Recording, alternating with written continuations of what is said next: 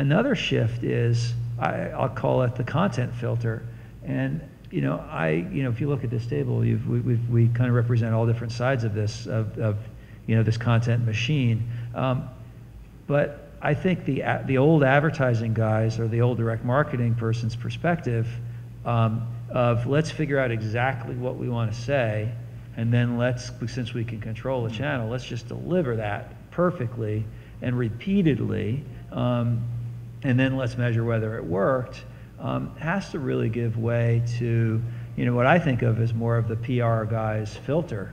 And one thing I've done with my business is, Eric and I partnered on this Tappening thing. We've worked together on other brands, but we actually decided to combine, in the same space with a PR firm, and to filter all of our communications through the PR sort of judgment. And to me, that judgment is really about: are we doing something that's interesting? Are we doing something that Brian may want to write about? Are we doing something that people in our target audience might want to share with other people? It's a very different filter. And it's not unlike the filter that entrepreneurial and challenger brands needed in the past, because they didn't have the budgets to drive directly, so they needed that PR multiplier effect. The real revolutionary change is that big companies are competing under the same rules now, because no matter how big your budget is, if you're not interesting, and if you're not interesting on a lot of levels, you're not part of the conversation. I think we can all think of advertisers who we just kind of know are spending hundreds of millions of dollars, who just haven't been part of the conversation for a long time. And I don't think we want any of us feel like our companies can get where they need to go and be that way for the next 5 years, unless we're relying on government contracts, I suppose, or we're hedge funds. None of this applies to hedge funds. We'll stay under the radar. It's always the case, isn't it? Eric, you want to pick up on that a little bit? I think one of the interesting things that's happening within this space is the level playing field. And within mass media, the larger the company, the more advantages it had.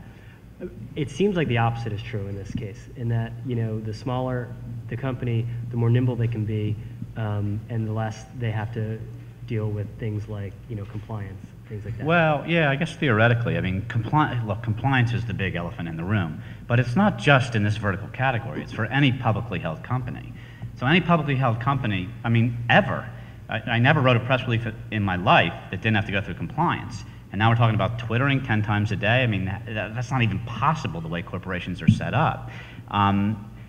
I do think that, and I strongly encourage, especially this category right here, this is something that I strongly believe you need to be engaged in.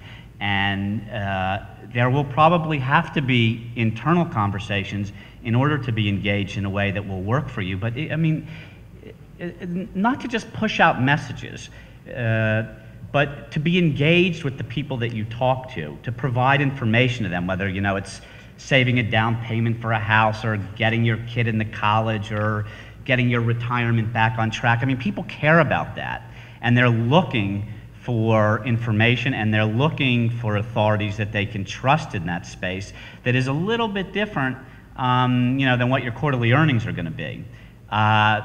And if you can be that resource, that trusted resource, there's a lot that's going to come along with that. So, I mean, can I break in there for a second? No, too? sorry. That would be screwing up what you just used as a technical term. Yes, you can.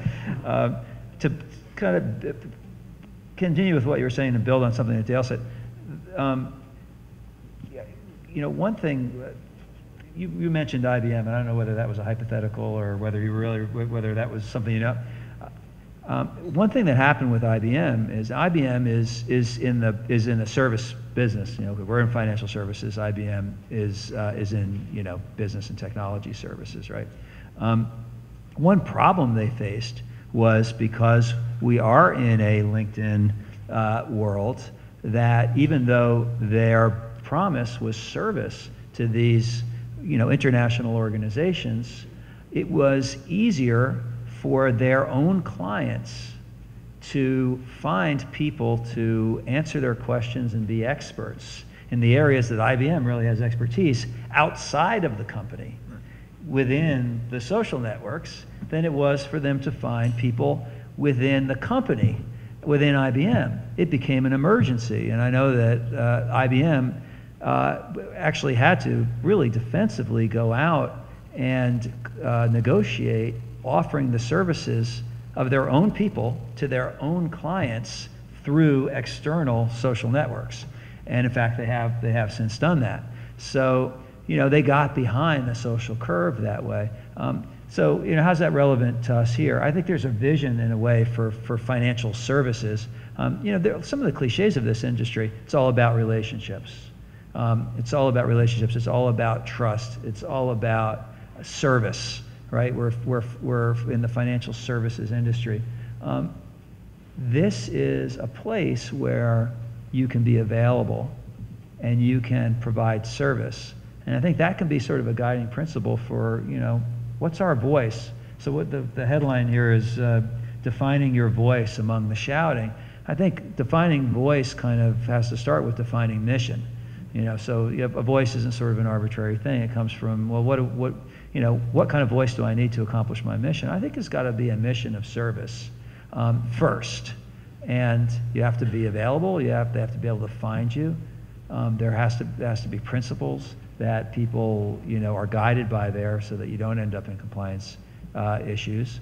But getting that right, you know, IBM had to make some major moves pretty quickly in order to catch up. But getting that right early is going to be huge. And I think, I mean, to the point about defining your voice among the shouting, I mean, I think traditionally, from an advertising standpoint, that's what we have done, right? We've shouted, right? Buy our product, we're the best, blah, blah, blah.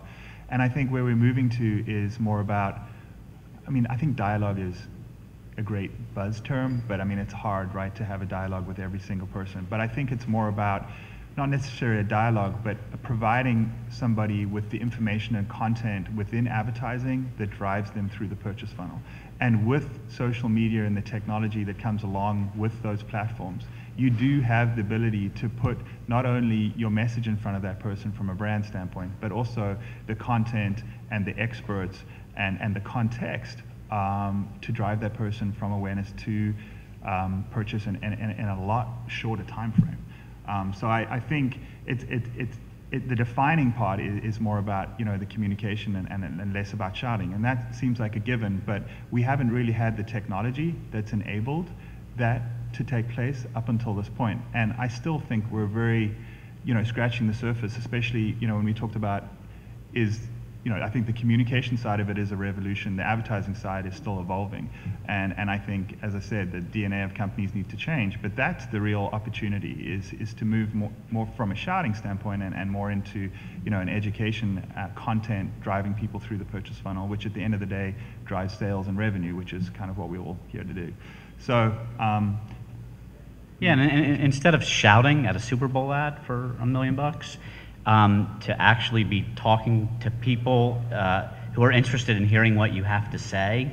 I mean, today, Adweek has a piece about me and Mark, and the first question my mom would probably ask is, let me see the magazine. It's not in the magazine. It's in the electronic version. I take the electronic, for this particular brand, I take the electronic version over the actual magazine because we're going to get clicks right from it, from people who are actually interested, as opposed to one step removed from something that I still place a lot of credence in the brick and mortar world, that all of that still matters, and there's going to be people going out to their curb to read the New York Times in the morning for as long as I'm alive, and that will influence the virtual world. But when it's in a venue where I can click and go right to your company, right to the information that I'm reading about now, it makes it, I mean, as a direct marketer, it makes it seriously easy. And I'll take the electronic version of Adweek this morning over the version that would impress my mother any day of the week, because it'll impress the cash register more